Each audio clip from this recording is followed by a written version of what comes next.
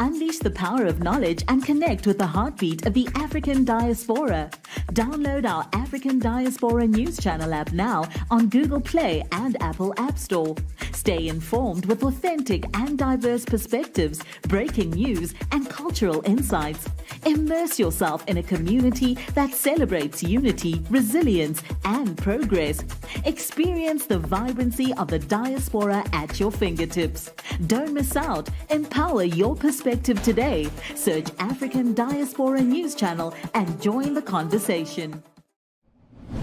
The National Urban League finally released the results of their annual State of Black America report, and they concluded that our civil rights and economic progress are being threatened by what's going on today. And when I read it, I'm like, well, what progress you talking about? Well, of course, they're citing over the last 60 years. Apparently, there was some progress being made. And now I guess, maybe they're referring to the Civil Rights Act of 1964, where we actually got some sort of voting rights, where our ancestors went in there and, changed the trajectory of how we live today. Now, within that article, it cited things like the income gap, saying that it would take almost 3 decades for the income gap between white people and black people to close.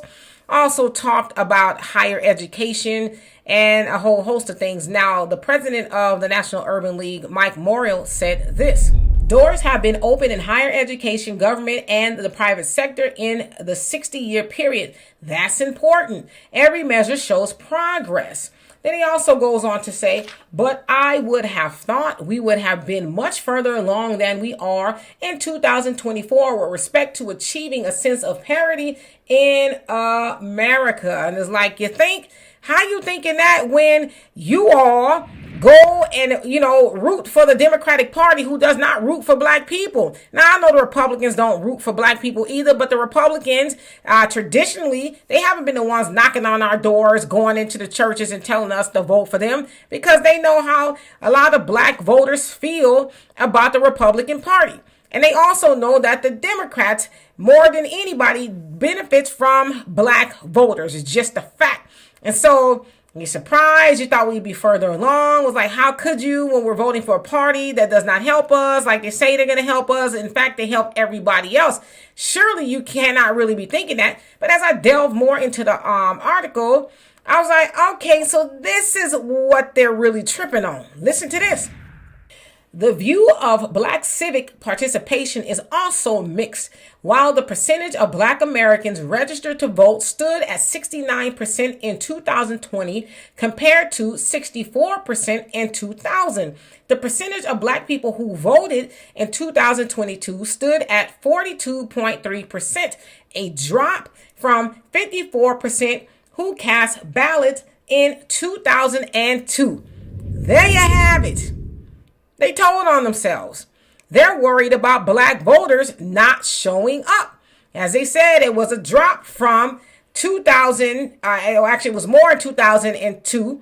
And now it's less in 2022. So what they think is going to be this year in 2024, especially with all of the information that's going out from new black media, right? People who are waking up black people and saying, hey, stop voting for nothing.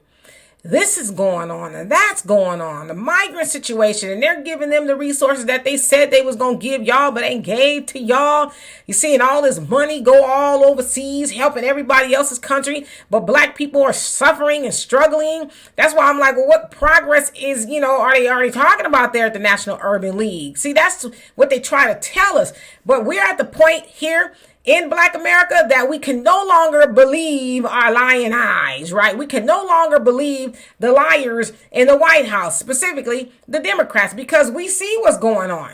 We heard Joe Biden say, y'all have my back, I'm gonna have yours, but he's had everybody else's back but black people. We see that he's got the backs of the migrants and Ukrainians and Afghans and Israel. He's got everybody else's back but black people. He's the one that's talking about, I'll be damned if I be made responsible for what my ancestors did 300 years ago. He's telling black people, I'm not going to do nothing for you. Kamala says it. She said it infamously. I ain't going to do something just for black people. No. But yet, I wonder why black people are starting to show up less and less and less to the polls. And in fact, in 2024, you're hearing a lot of black people saying, I'm voting for the couch. Now, for those of you guys don't know what that means, it means I'm going to sit my happy black self on the couch during election night or day or whatever. I'm going to be eating some popcorn. I'm going to watch the returns. But guess what? I'm going to sit it out because neither party, the Republican or the Democrats, have anything for me specifically as a black person. They have things specifically for everybody else.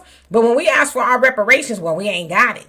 Where we find the money? Our ancestors wasn't responsible, but they want us to show up. So there at the National Urban League, you know what the issue is. And don't try to make this seem like somebody is threatening democracy and they threatening our votes. No, it's y'all. It's y'all that get hand in hand, lockstep with the Democratic Party, helping to sell your people more of nothing. But now you're starting to see that black people are like, I will not keep showing up for nothing.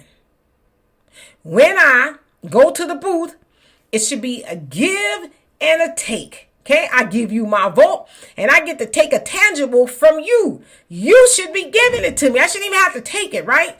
And so there at the Urban League, National Urban League, you know how to fix it. Go knock on Joe and Kamala's door and say, hey, if y'all want black people to show up to vote, then y'all need to show up for them. Not just with lip service, but get your mighty pen to some paper and write something that's going to help black people, like reparations, a hate crime bill, police reform, and a whole host of other things. They're tired of listening to y'all talk. Now get your fingers and do some walking and make it happen for black people. Otherwise, in the years to come, you're going to see less and less and less of black people show up because we waking up.